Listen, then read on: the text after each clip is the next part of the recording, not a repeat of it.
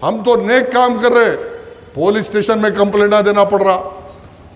आवारा अवबाश लोगों को बिठा के गालियां देना, ऐसे ऐसे गालियां ये कौन कर रहे? सब मालूम इसके पीछे किसका जहर है। अरे तुम अच्छाई को रोक नहीं सकते? 1400 साल पहले मक्के की सरजमीन पे अबू जहल ने भी यही कोशिश किया था कि मेरे नबी ने जब इंसाफ की बात की, हक की बात की और मजलूमों के साथ देने की बात की, तो अबू जहल ने जो तरीक़ाकार इख्तियार किया था वही तरीक़ाकार आज यहाँ हैदराबाद के अबू जहल अबू लहब इख्तियार किए हुए हैं।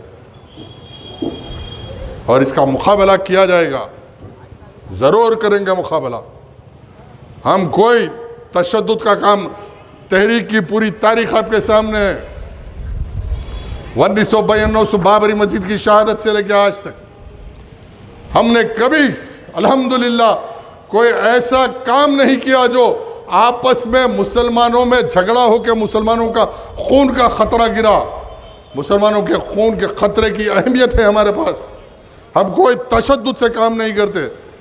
बहरहाल तशद्दुद से काम करने वाले क्या रौडियों को जमा करो, गुंडों को जमा करो। अरे अल्हम्दुलिल्लाह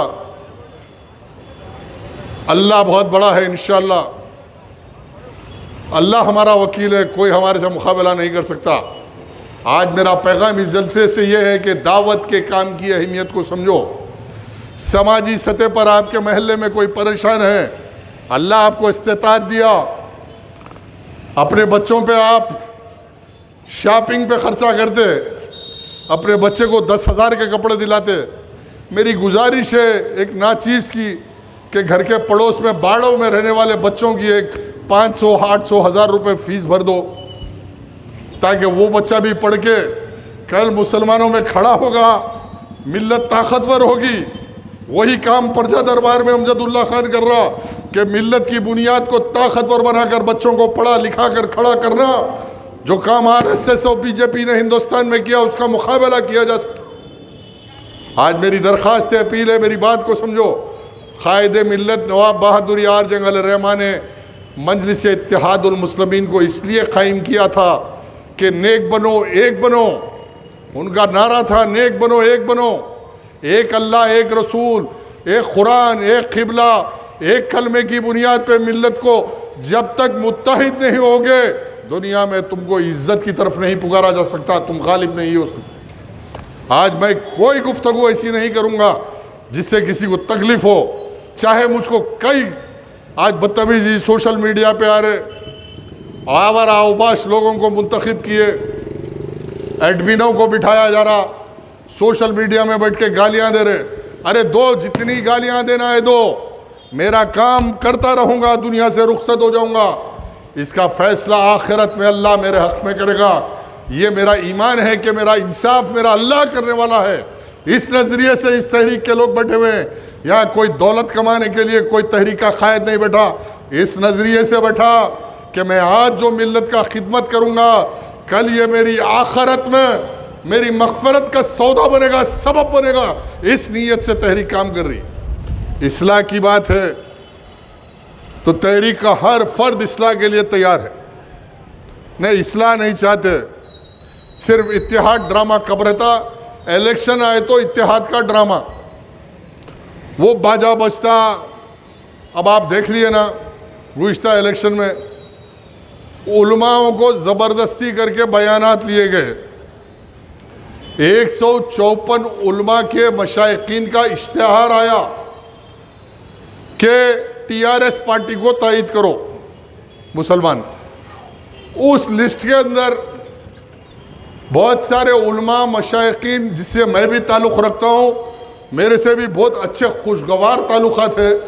पूछा गया तो बोले कि अब क्या कर सकते हैं मियाँ, सिर्फ ज़बरदस्ती को एक आदमी आया, दस्तखत लिया, चले गया।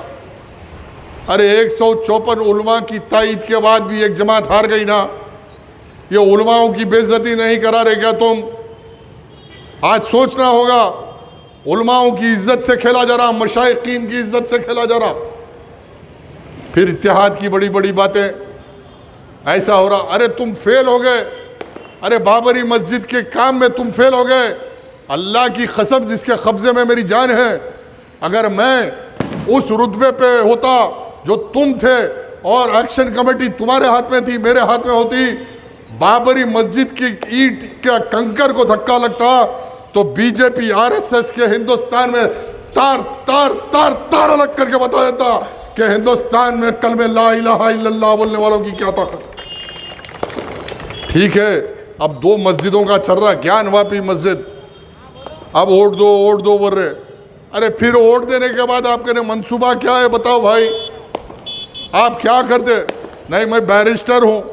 अरे बैरिस्टर है तो मियाँ तुम एक मुकदमा मुसलमानों के लिए किसी अदालत में बाबरी मस्जिद के लिए या बिलखेज बानू के साथ जो नाइंसाफी हुई टीवी चैनलों पे आ रहा कि दहशतगर्दों ने, आरएसएस वालों ने 14 खानदान के लोगों को मार दिया, आमेला मुसलमान बहन की असमत रेजी की, इसके बावजूद इस दहशतगर्द मोदी और अमित शाह ने उसको रिहा किया।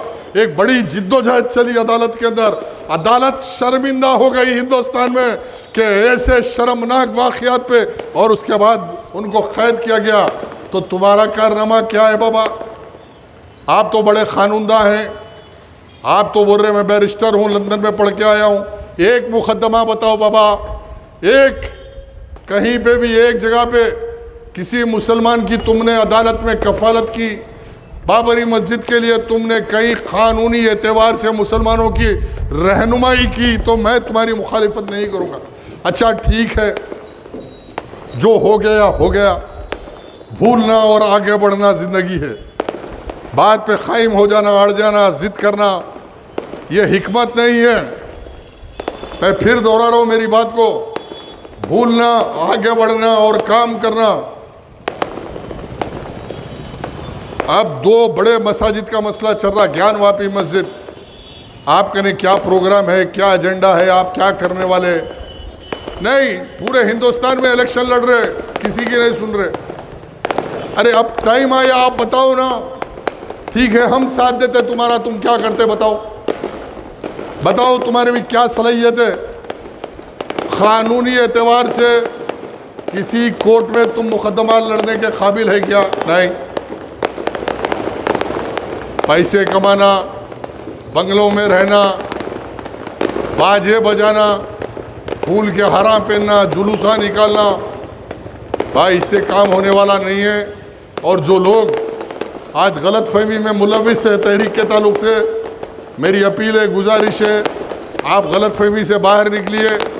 और तमाम हर जमात के हर मुसलमान से मेरी अपील है कि सोच समझ के फ़ैसला कीजिए, तहरीक का साथ दीजिए। इंशाअल्लाहुल अज़ीज़ तहरीक मिल्लत के हक़ में जो फ़ैसला रहेगा, मिल्लत के ज़िम्मेदारों और बुज़ुर्गों से मशवरे के बाद फ़ैसला कर लेगी, और जब फ़ैसला कर लेगी तो फिर तहरीक पीछे नहीं हटेगी। अभी भी जाते जाते कर रहा हूँ, इस्लाह के लिए तहरीक के दरवाजे खुले हैं। अगर कोई इस्लाह करने के लिए तैयार है तो सर आँखों पे है, कोई इस्लाह करने के लिए तैयार नहीं है, ज़िद जबर और जुल्म करके अपनी हुकूमत कायम करना चाहता, तो वैसे लोगों से तहरीक बात करने के लिए तैयार नहीं है। आखिर दावन अल्हम्दुलिल्लाहि रब्बिल आलमीन।